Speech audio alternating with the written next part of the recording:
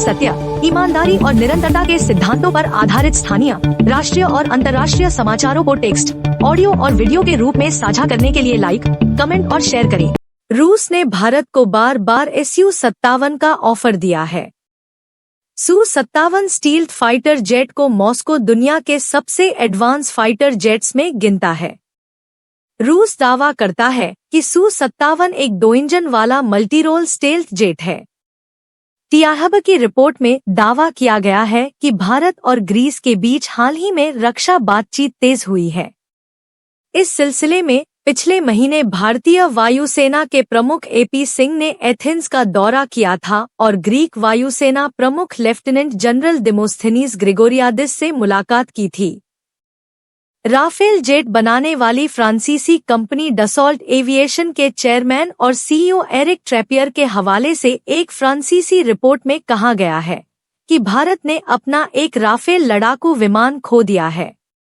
कई defence experts का मानना है कि जब तक अमेरिका उड़ान के लिए तैयार नहीं होता, तब तक चीन और पाकिस्तान के बढ़ते एयर पावर को संतुलित करने के लिए तत्काल एक अंतरिम समाधान जरूरी है। टॉम शार्प ने भारत के रूस से मिलिट्री संबंधों पर खास तौर पर चिंता जताई थी। उन्होंने लिखा था कि भारत की नौसेना का करीब 20% हिस्सा आधी पनडुब्बियां और प्रमुख एयर डिफेंस सिस्टम्स जैसे S-400 रूस से आए हैं। पाकिस्तान के खिलाफ हालिया सैन्य संघर्ष में राफेल जेट भारत का सबसे प्रमुख हथियार बने हुए थे। इनका इस्तेमाल भारत ने पाक पर हमले के लिए किया था। यूक्रेन ने रूस के एक प्रमुख एयरबेस पर हमला करने का दावा किया है। यूक्रेन ने बीते महीने भी रूस के एयरबेस पर हमला करते हुए भारी तबाही मचाई थी। फ्रांस में चार्ली हेब्दो के दफ्तर को नवंबर 2011 में जला दिया गया था, जब इसने पैगंबर मोहम्मद को एडिटर इन चीफ बताया था और पहले पन्ने पर यह कहते हुए दिखाया गया था कि अगर तुम हंसते हंसते नहीं मरते तो 100 कोड़े मारे जाएंगे।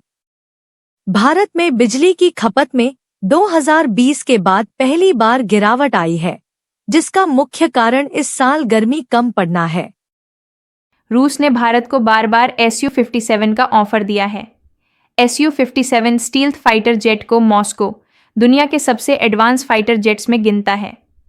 रूस दावा करता है कि Su-57 एक 2 इंजन वाला मल्टीरोल स्टेल्थ जेट है।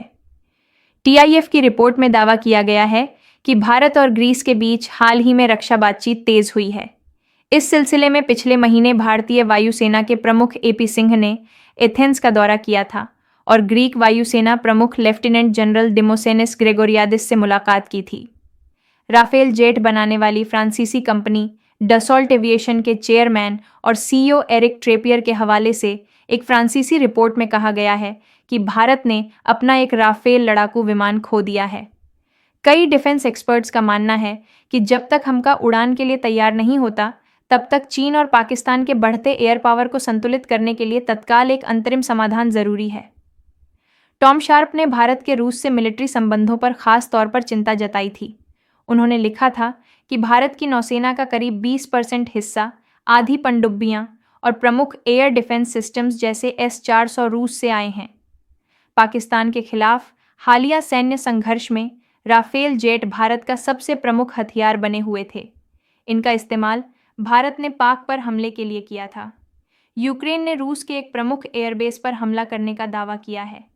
यूक्रेन ने बीते महीने भी रूस के एयरबेस पर हमला करते हुए भारी तबाही मचाई थी।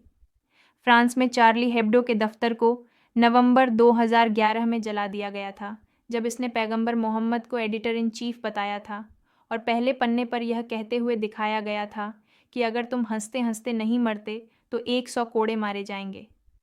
भारत में बिजली की खपत में 2020 के बाद पहली बार गिरावट आई है, जिसका मुख्य कारण इस साल गर्मी कम पड़ना है।